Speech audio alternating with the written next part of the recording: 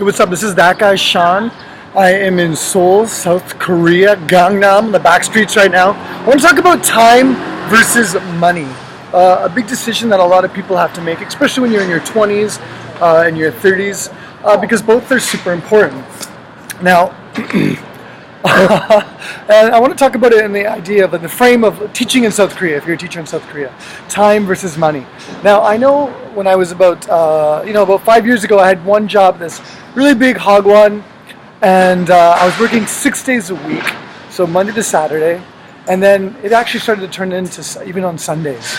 They would have like an event, and I would come, speak at it or be on stage assisting like the CEO, and this was a language school, and they were paying me extremely well.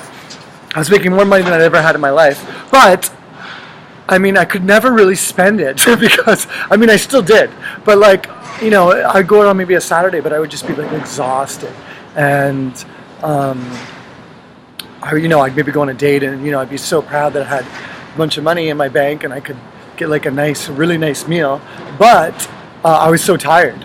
I had to go home early, I was just sleepy, I was kind of always in a bad mood. I started to fight with management a lot.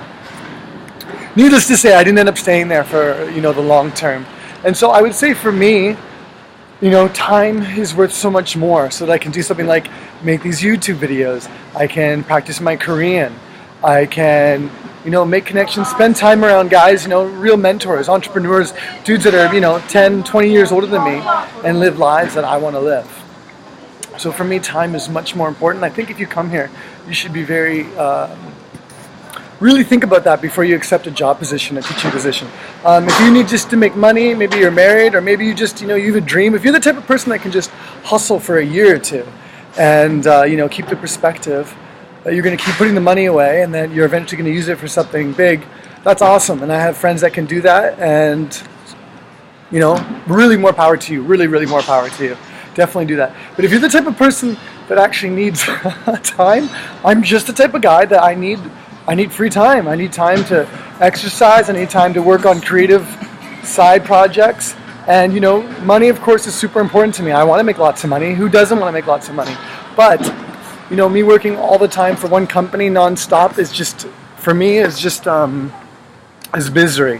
And a lot of people mention it, just say you're so miserable then when you were working there, you weren't happy, nothing made me happy. I was constantly complaining, constantly getting in fights, really bad relationships I was in, or at least it just put strain on a dating relationship, and I ended up breaking up because you just can't spend time with these people.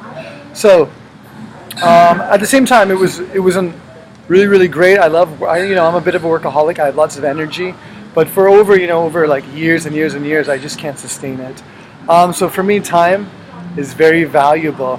So if you're thinking about coming to South Korea, definitely ask that question to yourself.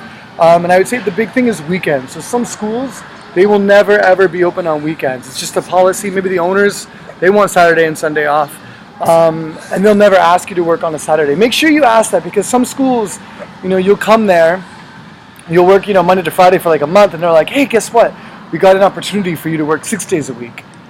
And if you're like, no, I'm not interested, they might say, well, actually, you have to work 6 days a week. We need you to. We really, really need you to. Kind of pressure you into it.